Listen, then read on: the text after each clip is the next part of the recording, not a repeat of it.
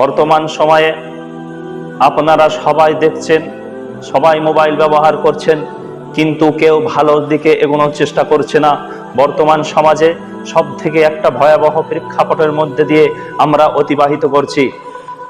আগামীকালকে খুব একটি দুঃখের বিষয়, আগামীকালকে একটি ভিডিও আমি রাত্রের মধ্যে দেখলাম, যেখানে ফিলিস্তিনেরা একটি স্কুলের পাশে তারা ইফতারি নিয়ে বসেছিল, আর হঠাৎ করে একদল ইহুদিবাদী ইসরায়েল তাদের উপরে হামলা করেছে।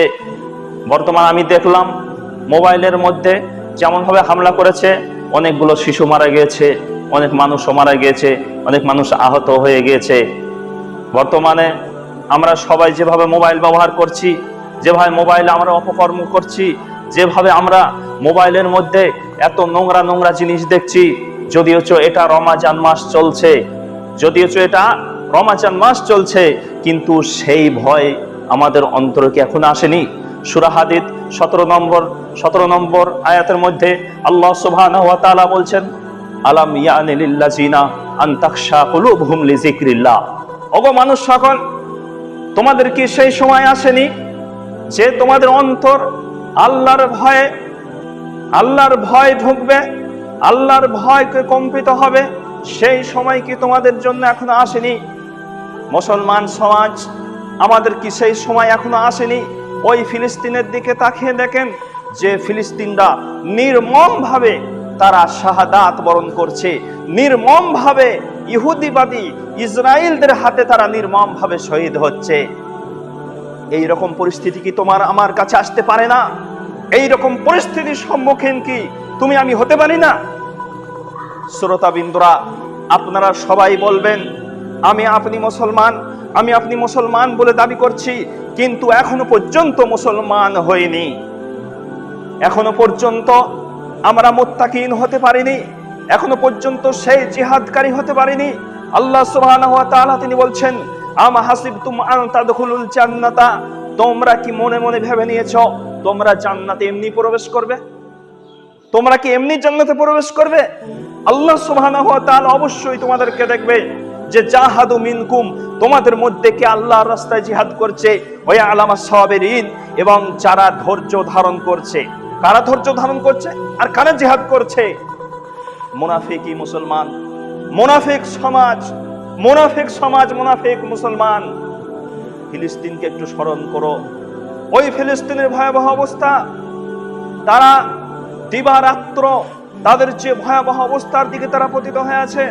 এই রকম ভয়াবহ অবস্থা তোমার আমার সামনে আসতে চলেছে, তোমাকে আমাকে সাবধানতা অবলম্বন করতে হবে। যদি এখনো পর্যন্ত সেই ঈমান না নিয়ে আসি, এখনো পর্যন্ত তওবা না করি, তাহলে হঠাৎ করে তুমি আমিও ওই ফিলিস্তিনবাসীর মতো আমাদের অবস্থা হয়ে যাবে। আজকে বর্তমানে ফিলিস্তিনবাসীরা যেভাবে নির্যাতন হচ্ছে, আমাকে আপনাকে কিছু করতে না পারলেও মোটামুটি তাদের জন্য দোয়া করতে হবে। কিছু করতে না পারলেও তাদের জন্য অবশ্যই দোয়ায়ে খায়রাত করতে হবে। এটা মুসলমানের জন্য হক অপরিহার্য। আজকে আমাদের হাতে নেই তরোয়াল, আমাদের হাতে নেই কোনো যুদ্ধের সরঞ্জাম, কিন্তু আমরা আজ পর্যন্ত কোনো মুসলমানের জন্য আমরা দোয়া পর্যন্ত করতে পারি না। হতভাগা মুসলমান কি করে? মুসলমান অলিতে গলিতে আনাচে কানাচে তারা কি করে? বিভ্রান্তিকর কথা বলে, অলিতে গলিতে আনাচে কানাচে ইসলাম নিয়ে বিদ্বেষ ছড়ায়। মুসলমান কি করে? অলিতে গলিতে আনাচে কানাচে তারা ভাইয়ে ভাইয়ে মারামারি করে, ভাইয়ে ভাইয়ে দাঙ্গা করে, ভাইয়ে ভাইয়ে ফাসাদ করে। আল্লাহ রাব্বুল আলামিন তিনি বলছেন তারা কখনো মুমিন হতে পারে না। আল্লাহ রাব্বুল আলামিন তিনি বলছেন, ইয়া আইয়ুহাল্লাযিনা আমানুত্তাকুল্লাহা হাক্কা তুকাতিহি ওয়া লা তামুতুন্না ইল্লা ওয়া আনতুম মুসলিমুন। হে ঈমানদারগণ, তোমরা আল্লাহকে যত সাধ্যভাবে ভয় করো। যদি ভয় না করো, তাহলে তোমার সামনে ওই ফিলিস্তিনের মতো তোমাকেও টর্চারিং করবে, ফিলিস্তিনের মতো তোমাকেও আঘাত হানবে। সেই আঘাতে তুমি আমি সকলে শেষ হয়ে যাব, সেই আঘাতে সকলে শেষ হয়ে যাব। তাই এখনো পর্যন্ত সেই মুসিবত আর সেই বিপদ আসার আগে আগে আপনাকে আমাকে মুসলমান হয়ে মৃত্যুবরণ করতে হবে। আল্লাহ কি বলছে? হাক্কা তুকাতিহি, তোমরা ভয় করার মতো ভয় করো, ওয়ালা তামুতুন্না, আর তোমরা মৃত্যুবরণ করো না, ওয়া আনতুম মুসলিমুন, যতক্ষণ তোমরা মুসলমান না হবে।